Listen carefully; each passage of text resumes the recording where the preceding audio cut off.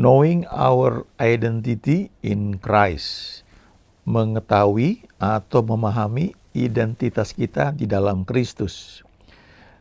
Kita hidup di perjanjian baru, di mana apa yang menjadi tuntutan dari hukum Taurat itu dipenuhi, ya, dibayar oleh Tuhan Yesus di kayu salib 2000 tahun yang lalu.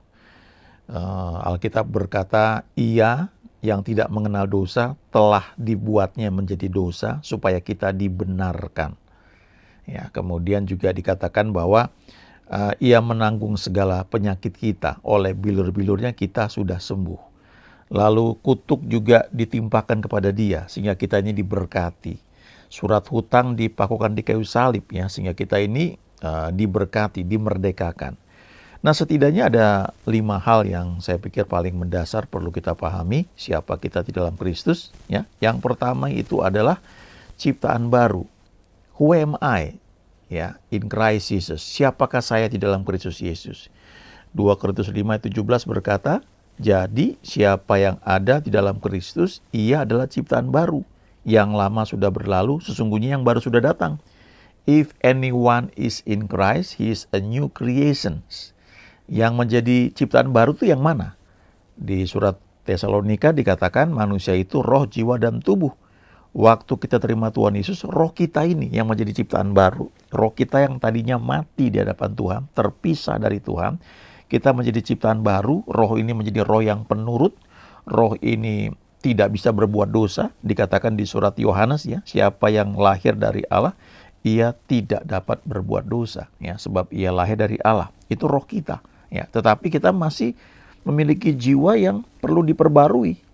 Ya, jadi kalau roh itu mengalami pembenaran, justification, dibenarkan di hadapan Tuhan, tapi jiwa kita ini membutuhkan proses penyucian, sanctification, ya, seumur hidup kita. Kalau tubuh kita itu ya memang nanti ada tubuh kemuliaan, tapi selama kita hidup di dunia ini, ya, kita sudah terima Tuhan Yesus, ya, sudah percaya pada Tuhan Yesus, ya, roh kita menjadi ciptaan baru, tapi jiwa kita ini butuh proses seumur hidup kita, dan itu akan mempengaruhi juga tubuh kita, ya, sehat ataukah lemah, ya, itu ada pengaruh juga dari pembaruan pikiran di jiwa kita. Nah, pada waktu kita terima Tuhan Yesus, kita menjadi ciptaan baru, kita perlu sadar akan hal ini, ya. Jadi bukan berarti kita tidak bisa jatuh dalam dosa lagi, ya. Karena kita kan masih memiliki jiwa. Jiwa ini butuh proses. Tetapi roh kita itu di hadapan Tuhan adalah roh yang sempurna, ya, roh yang ciptaan baru yang tidak bisa berbuat dosa, roh yang penurut. Dan selanjutnya tugas kita adalah mengizinkan Tuhan memperbarui pikiran kita, sehingga jiwa kita ini semakin lama semakin menyerupai apa yang Tuhan inginkan, ya, menyerupai Kristus, ya, sikap kita, reaksi kita, cara berpikir kita, sistem emosi kita, ya, yang membuat kita mungkin awalnya gampang marah, gampang tersinggung. Nah, itu butuh proses, ya, lewat pembaruan pikiran, ya, sehingga kita itu bisa berubah, ya, dalam pikiran, kemudian emosi, dan akhirnya kehendak kita pun juga makin selaras dengan kehendak Tuhan. Itu yang pertama, ya. Identitas kita adalah ciptaan baru. Yang kedua, kita yang terima Tuhan Yesus, kita itu menjadi anak-anak Allah. Yohanes 1:12 mengatakan, tetapi semua orang yang menerimanya diberinya kuasa atau otoritas supaya menjadi anak-anak Allah. Jadi identitas kedua yang perlu kita ingat, ya, who am I in Christ Jesus? Aku adalah anak Allah, ya. Dalam Kristus aku diterima sepenuhnya. Tuhan berfirman, aku diberi hak menjadi anak Allah. Jadi kalau kita merenungkan ini saja, bahwa kita adalah anak-anak Allah, ya, anak-anak dari pencipta alam semesta ini, maka itu sudah banyak sekali merubah cara berpikir kita, sikap kita, ya. Kita semakin mudah memahami kasih Tuhan, karena Tuhan Yesus berkata di Matius 7, ya, Bapa manakah di antara kamu kalau anaknya minta roti, minta ikan, ya, maka memberikan ular atau kalajengking atau batu? Kan nggak seperti itu. Jadi kalau kamu yang jahat saja di dunia ini tahu memberi apa yang baik bagi anak-anakmu, apalagi Bapamu yang di surga. Jadi kesadaran bahwa kita ini anak-anak Allah itu juga harus semakin kuat ya, bertumbuh dalam hidup kita. Kita adalah ciptaan baru, sadari hal itu. Yang kedua, kita perlu sadar bahwa kita adalah anak-anak Allah. Ya. Dan memang bagi sebagian orang ya, karena masa kecil yang mungkin kurang mendapatkan figur ayah atau figur ibu ya, atau figur orang tua yang memang baik, kadang-kadang mungkin sulit ya. Tapi sejahat-jahatnya orang tua ya, orang tua yang wajar, dia pasti akan membela anaknya, melindungi anaknya. Saya pernah lihat video seekor anjing yang dia berusaha melindungi anaknya, anak anjingnya. Ketika anak anjing ini rupanya tinggal di rumah ya, tapi dia menggigit kabel sehingga kabel itu jadi rusak. Lalu si majikannya itu marahin ya, pakai sendal ya. Anjingnya diem saja, yang kecil tuh diem persis kayak manusia. Waktu ketika mau dipukul pakai sendal, itu induk anjingnya yang menghalangi. Ya. Itu naluri hewan dia seperti itu. Saya pernah lihat video juga ketika seekor anak kijang ya, dia nyebrang sungai, tiba-tiba ada buaya ya mau kejar gitu. Kemudian induknya langsung nyemplung ke sungai itu berusaha menghalangi ya supaya anaknya itu bisa lolos, tidak jadi dimakan oleh buaya. Dan memang ya, anaknya bisa lari dengan selamat, tapi ibunya yang kemudian jadi santapan buaya. Itu naluri hewan aja seperti itu. Ya, dia mau mengorbankan dirinya untuk anaknya. Ya. Apalagi ya manusia, apalagi Bapa kita yang di surga. Ya, jadi kesadaran bahwa kita anak-anak Allah itu sangat penting, perlu kita ingat. Salah satu identitas kita di dalam Kristus. Yang ketiga, ya, di Yohanes 15 ayat 14 dan 15, Yesus berkata, "Kamu adalah sahabatku. You are my friend." Ya. "Jikalau kamu berbuat apa yang kuperintahkan kepadamu. Aku tidak menyebut kamu lagi hamba, sebab hamba tidak tahu apa yang diperbuat oleh tuannya. Tetapi aku menyebut kamu sahabat, karena aku telah memberitahukan kepada kamu segala sesuatu yang telah kudengar dari Bapakku." Ini perkataan Yesus kepada murid-muridnya. Ya. Coba kita renungkan ya, who am I in Christ Jesus ya? Siapakah saya ini di dalam Kristus Yesus? Ternyata dikatakan kita juga menjadi sahabat dari Yesus ya. Dulu ada lagu yang cukup bagus ya, judulnya Yesus Sahabatku ya. Pernah renungkan itu nggak ya? Bahwa sebagai sahabat itu banyak hal-hal istimewa yang tersedia bagi kita. Ada privilege ya, ada favor yang tidak dimiliki oleh orang lain. Tetapi coba perhatikan Yohanes 15 ini ya, ayat 14 khususnya ya. "Kamu adalah sahabatku jikalau kamu berbuat apa yang kuperintahkan kepadamu." Lalu ayat 15, "Aku tidak menyebut kamu lagi hamba, tetapi aku menyebut kamu sahabat, karena aku sudah memberitahukan kepadamu segala sesuatu yang telah kudengar dari Bapakku." Jadi artinya Yesus sendiri tuh memanggil kita sahabat, tetapi ada bagian dari kita yang perlu kita lakukan sebagai konfirmasi bahwa kita memang adalah sahabatnya. Yaitu kita berbuat atau kita melakukan apa yang dia perintahkan kepada kita.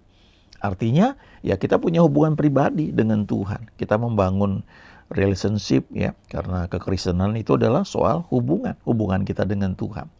Jadi waktu kita membangun hubungan kita dengan Tuhan, kita membaca firman-Nya, merenungkan, kita berdoa, naikkan pujian penyembahan, hati kita ini makin sensitif terhadap tuntunan Tuhan. Kita akan makin mengerti dia mau apa dalam hidup kita.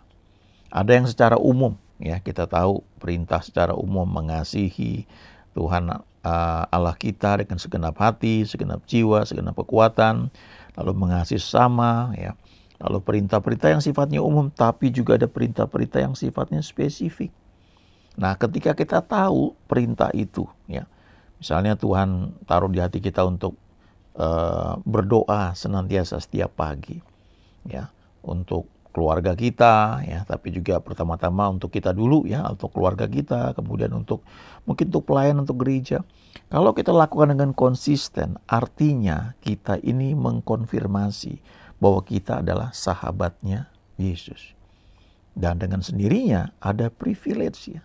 Ada hal-hal yang dia sediakan yang orang lain mungkin dengan susah payah untuk mencarinya, bahkan nggak dapat.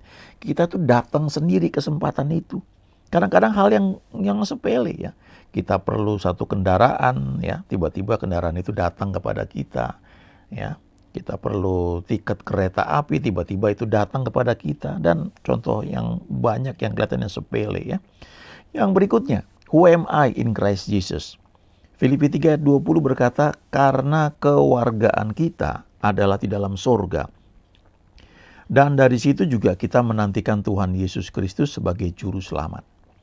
Nah, dalam bahasa Inggrisnya, dalam beberapa terjemahan, ya, diantaranya terjemahan dari ESV, English Standard Version, but our citizenship is in heaven. Ya. Jadi artinya kewarganegaraan kita itu adalah di surga, ya. Atau dengan kata lain, kita ini warga negara surga yang ditempatkan di bumi. Kita yang tinggal di Indonesia, ya, kita punya KTP Indonesia, ya, KTP wilayah di mana kita tinggal. Kita warga negara Indonesia, itu warga di bumi ini. Tetapi juga karena kita ciptaan baru, roh kita ini, ya, kita ini menjadi warga kerajaan surga. Dengan sendirinya ada hukum-hukum surgawi yang perlu kita pelajari dan kita bisa bergerak di dalamnya supaya kita bisa menikmati banyak hal yang memang Tuhan sediakan buat kita. Ya, khususnya bagi kita yang tinggal di dunia ini, ya. Mungkin pernah tahu kalau di kapal selam itu bisa tenggelam, bisa melayang, bisa muncul ke permukaan itu karena hukum Archimedes, ya. Hukum Archimedes itu dimanfaatkan untuk bisa mengatasi hukum gravitasi. Ya, diatur begitu rupa sehingga kapal selam itu bisa menyelam, bisa melayang, bisa mengapung, ya. Atau kapal besi yang beratnya ratusan ribu ton tuh nggak tenggelam itu karena ada hukum Archimedes yang dimanfaatkan.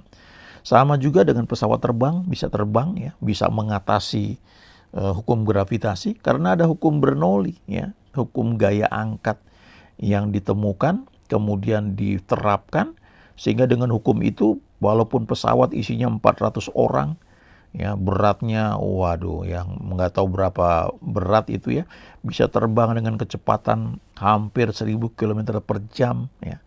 Itu luar biasa sekali, ya. Salah satu hukum yang dipakai adalah hukum Bernoulli, ya, untuk mengatasi gaya tarik gravitasi itu, ya, gaya gravitasi di bumi. Hal yang sama juga, kita ini hidup di dunia ada banyak hukum-hukum dunia yang mengontrol kita. Nah, kalau kita belajar hukum-hukum surgawi, kita sebagai warga kerajaan surga itu kita bisa menikmati, ya, favor dibedakan daripada yang lain. Kalau hukum di dunia berkata hemat pangkal kaya, rajin pangkal pandai, tapi ada hukum surgawi yang mengatakan give and it shall be given. Ada yang menjembar harta tapi bertambah kaya, ya. Takut akan Tuhan adalah permulaan pengetahuan. Itu hukum-hukum surgawi dan perlu kita pelajari. Lalu yang kelima, nah ini khususnya bagi kita yang melayani, ya. Who am I in Christ Jesus? We are ambassadors for Christ, ya. Di 2 Korintus 5 ayat 20 dikatakan, jadi kami ini adalah utusan-utusan Kristus, ya. Bahasa Inggrisnya ambassadors for Christ. Seakan-akan Allah menasihati kamu dengan perantaran kami. Dalam nama Kristus kami meminta kepadamu, berilah dirimu didamaikan dengan Allah. Jadi ini bicara tentang pelayanan. Kita nggak harus full time, nggak harus jadi pendeta, ya, tetapi dimanapun kita berada kita bisa menjadi terang, ya, bisa menceritakan kasih Tuhan, kuasa Tuhan, ya, lewat hidup kita, ya, tidak selalu lewat perkataan, tapi lewat hidup kita orang mungkin akan bertanya. Kemudian ada orang yang mungkin minta didoakan, ya, orang yang ingin diberi nasihat. Nah, Kita bisa mengizinkan Roh Kudus bekerja dalam hidup kita supaya kabar baik itu sampai kepada banyak orang, ya. Dan nanti biar Tuhan yang bekerja, ya, lewat banyak cara. Tetapi kita ini menjadi duta, ya, utusan-utusan Kristus, ambassadors for Christ. Bahasa Indonesianya kalau ambassador kan duta besar, ya. Duta besar artinya dia bukan hanya warga negara asing yang ditempatkan di satu negara, tapi dia punya otoritas, ya. Dia perwakilan dari negara yang menempatkannya, dan dia punya kekebalan diplomatik. Ya, sekian tahun yang lalu ada beberapa staf kedutaan di Indonesia ini dari negara asing yang ketangkap karena melakukan kegiatan mata-mata. Ya. Mereka dipulangkan ke negara asalnya, ya. Nggak bisa ditangkap begitu aja. Ya. Ya, ada hukum kekebalan diplomatiknya, ya, begitu rupa. Ya. Ada aturan-aturannya lah, ya. Tapi poinnya adalah kalau kita melayani Tuhan, kita itu tidak sekedar jadi warga negara surga, ya, dengan hukum-hukum surgawi yang backup kita, tapi ada privilege, ya, ada penyertaan Tuhan yang luar biasa yang kita bisa nikmati. Tentunya kita kalau sebagai duta, ya, kita harus tahu dong, ya, tugas kita apa, kita diperintahkan apa. Kita nggak bisa hidup semaunya, ya. Wah, Tuhan memberkati aku jalan-jalan, aku kemana-mana semau aku, nggak bisa seperti itu. Kita tidak bisa seperti anak yang hilang, ya. Seperti yang Tuhan Yesus ceritakan, ada anak sulung, ada anak bungsu, yang bungsu minta hartanya, lalu pergi ke negeri yang jauh dan berfoya-foya menghabiskan hartanya. Nggak bisa seperti itu, ya. Kita menikmati berkat Tuhan, tapi dalam tuntunan Tuhan senantiasa. Kita adalah ambassadors for Christ, ya. Tentunya bagi yang sudah melayani, ya. Nah, jadi kalau diringkaskan setidaknya ada 5 hal ini. Who am I? Ya, siapakah saya ini di dalam Kristus? Yang pertama, kita adalah ciptaan baru. Ada ayatnya 2 Korintus 5 ayat 17. Yang kedua, kita adalah anak-anak Allah. Ada ayatnya Yohanes 1 ayat 12. Semua orang yang menerimanya diberinya kuasa atau otoritas untuk menjadi anak-anak Allah. Yang ketiga, kita adalah sahabat Yesus. Ada ayatnya di Yohanes 15 ayat 14-15. Lakukan apa yang Tuhan perintahkan, itu akan mengkonfirmasi bahwa kita adalah sahabat dari Yesus. Yang keempat, kita adalah warga negara surga. Filipi 3 ayat 20. Ya. Jadi kita perlu belajar hukum-hukum surgawi. Dan yang kelima, kita adalah duta kerajaan surga. 2 Korintus 5 ayat 20. Ini khususnya bagi mereka yang melayani. Tidak harus full time. Ya, Daniel, Sadrach, Meshach, Abednego, Yusuf itu orang-orang yang bekerja, tapi mereka menjadi duta Kristus, ya, pada masa itu, ya, duta kerajaan surga. Nah, kemudian kita perlu ingat, ya, kita sudah banyak tahu ayat, ya. Apakah kita pasti tidak akan jatuh, ya? Harusnya sih enggak. Tapi kalaupun kita kepleset jatuh, ingat ada janji Tuhan. Mazmur 37 ayat 23 dan 24. Tuhan menetapkan langkah-langkah orang yang hidupnya berkenan kepadanya. Ini orang yang berkenan, loh, ya. Tuhan yang menetapkan langkah-langkahnya. Tapi dikatakan apabila ia jatuh. Artinya bisa aja jatuh. Tapi tidak sampai tergeletak. Sebab Tuhan menopang tangannya untuk bangkit kembali. Dan di Amsal 24 ayat 16 dikatakan, sebab 7 kali orang benar jatuh, namun ia bangun kembali. Tetapi orang fasik akan roboh dalam bencana. Jadi bukan soal berapa kali kita jatuh. Ya, kalau 7 ini angka sempurna. Jadi kalau dikatakan 7 kali orang benar jatuh, ini artinya sudah berkali-kali jatuh sampai dia mungkin udah bosan juga barangkali. Tapi tetap bangkit kembali, bangun kembali. Ya. Kenapa? Karena Tuhan menopang tangannya. Jadi sekalipun kita memang sudah baca Alkitab, doa, puasa, ya, saya percaya bukan rencana Tuhan untuk kita jatuh. Tapi karena hidup kita ini kan berinteraksi dengan banyak orang, kadang-kadang kita bisa tersinggung, marah, jengkel, salah ambil keputusan, ya, kepleset, ya, dan sebagainya. Tapi firman Tuhan berkata, kalaupun jatuh tidak pernah sampai tergeletak, ya. Bangkit kembali, bangun, dan lakukan apa yang Tuhan perintahkan kepada kita. Ingat status kita, who am I in Christ Jesus, ciptaan baru, anak-anak Allah, sahabat Yesus, warga kerajaan surga, dan kita juga adalah duta kerajaan surga, ambassador for Christ. kita akan menikmati yang terbaik dari Tuhan senantiasa. Amin.